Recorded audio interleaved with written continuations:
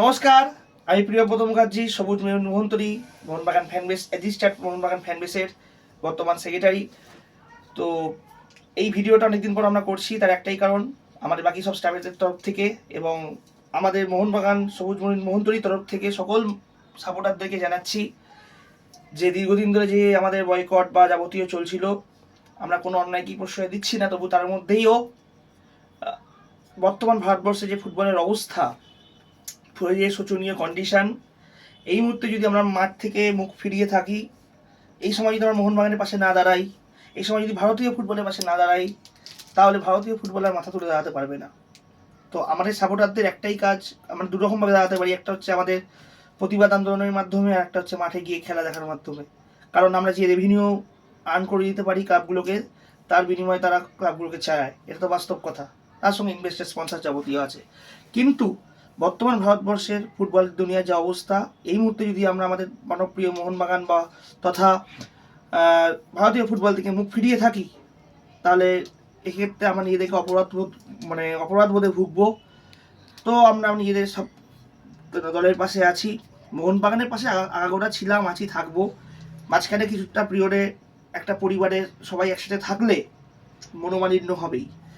তো তা বলে কি পরিবারকে ছেড়ে চলে যাবো? সেটা তো কখনো হয় না। তো আমরা আবার যেমন মোহনবাগানের জন্য গলা ফাটাতাম, তো যেমন মোহনবাগানের পাশে থাকতাম, ছিলাম, আছি, থাকবো, এটা তো আমরা প্রতিজ্ঞাবদ্ধ। তো আপকামিং 14 ফেব্রুয়ারি, যেটা আমাদের একটা ব্ল্যাক ডে বলা যেতে পারে, Valentine day plus black day, black ডেটাই আমরা বেশি পালন করি। কারণ এটা ভারতীয় সৈনিক 40 জনকে আমরা হারিয়েছিলাম, জওয়ান, যারা আমাদের জন্য সীমান্তায় পাহারা দিচ্ছে অল টাইম। তো সেই ক্ষেত্রে আমরা আবার ফিরছি মোহনবাগানের ওই গলা ফাটাতে, কেরালা ব্লাস্টার্সের সঙ্গে। এতদিন পর আইএসএল প্রথম ম্যাচ, যেখানে অন্য দেশের লিগের প্রায় শেষের দিকে, আমাদের লিগ এখন শুরু হচ্ছে। এটা হচ্ছে আমরা দুর্ভাগ্য, কারণ আমাদের যেই হোক কোনো কারণে ফেডারেশন করে উঠতে পারেনি।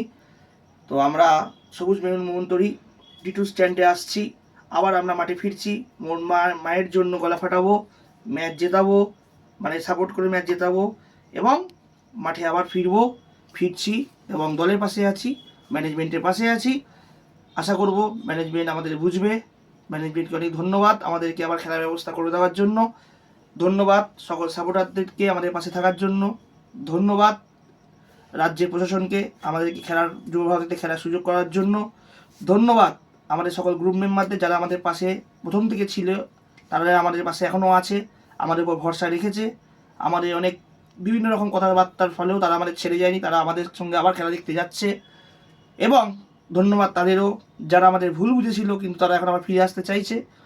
ধন্যবাদ তাদেরকেও, যারা আমাদের নিজেদের শত্রু মনে করে কিংবা আমাদেরকে নিজেদের রাইভাল মনে করে, তাদেরকেও।